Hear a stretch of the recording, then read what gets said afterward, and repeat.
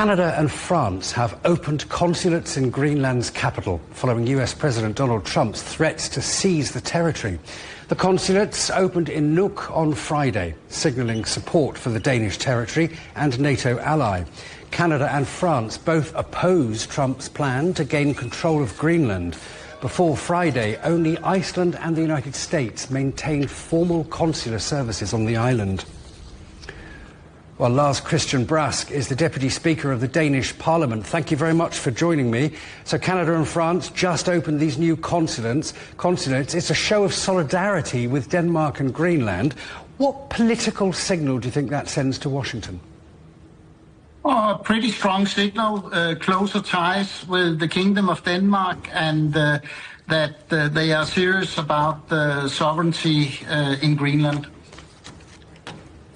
From your perspective then, how serious are these current tensions between the United States and Europe compared to previous transatlantic disputes? I think at the moment we have a break in tensions. We are now following a diplomatic track where we are sort of trying to find out what is it that makes the US happy and what can we do as NATO, as Europe to help the situation. Are we entering, do you think, a new era in which Europe can no longer rely on the United States as a predictable ally? I think it's fair to say that we've had a breach of trust, but I hope it's a glitch.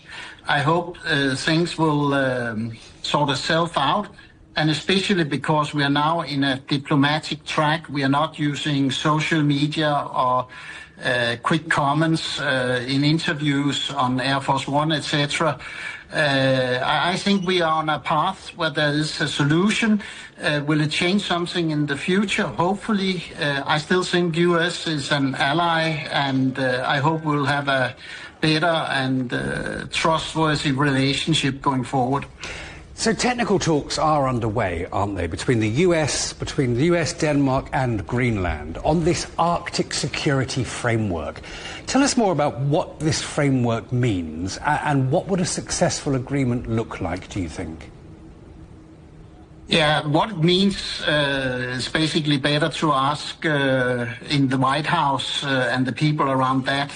But what we understand is basically it's about securing the eastern flank of the US, and where Greenland is a big landmass. But since 1951, the US has had all opportunities and options to put up military equipment, soldiers, etc. in Greenland. So I hope the diplomatic discussions will result in sort of an updated version of the 1951 agreement. And it will probably also mean more investments from Europe, other NATO countries than the US to protect the Arctic. What worries you more? Is it the immediate diplomatic dispute over Greenland? Or is it the longer-term shift in US foreign policy, a shift towards a more transactional relationship with Europe? Which one worries you most? What worries me most is if the strong countries sort of use their muscle to get what they want.